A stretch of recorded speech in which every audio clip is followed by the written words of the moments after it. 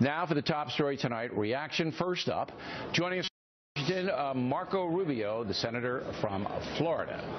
In your mind, Senator, what is the biggest mistake that President Obama is making? Well, I think the biggest mistake is the lack of focus on robust economic growth, and that's coupled with, of course, a government that continues to spend more money than it has. And these two things, I think, are what's creating the State of the Union now, which is insecure. A growing number of Americans are insecure about their economic future, and the leading reason for that is our economy is not growing in a dynamic way.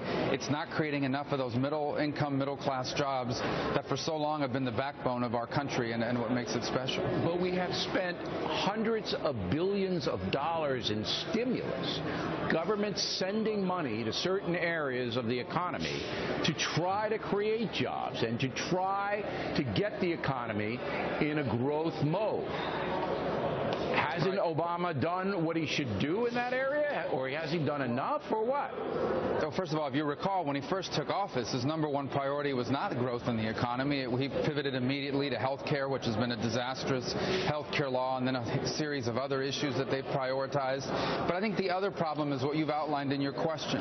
Our economy grows when you have a vibrant free enterprise economy where the private sector creates jobs and opportunities for people. And right now, if you talk to people that create jobs, the businesses that create jobs, the free enterprise economy that creates jobs, they have no confidence in the future because of the debt, because of burdensome regulations, because of a tax code that makes America increasingly expensive to invest in and create jobs in. And he has not placed a priority on those issues.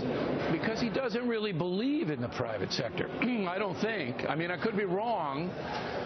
He never said that. But he believes that the reason this horrible recession hit us and the reason he was elected was because the private sector got out of control, and the banks and the financial people on Wall Street sold these terrible mortgages and created this Ponzi scheme that got way, way out of control, and the whole economy suffered and collapsed because of it. So I don't think the president believes the private sector is really a fair game. Well, a couple points that you just raised right there. Look, there's no doubt that there were abuses in Wall Street and they needed to be addressed. There's no doubt that the banking collapse was disruptive to our economy. But beyond that is a very fundamental formula.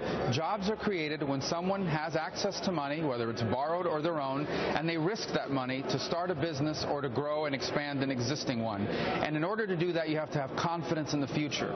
They do not have confidence in this administration because its prescriptions are always higher taxes and more government spending and regulations that make America a very uncertain place. I think you're right, but I have one thing holding me back from total agreement with you. Okay. That was front and center in the last election.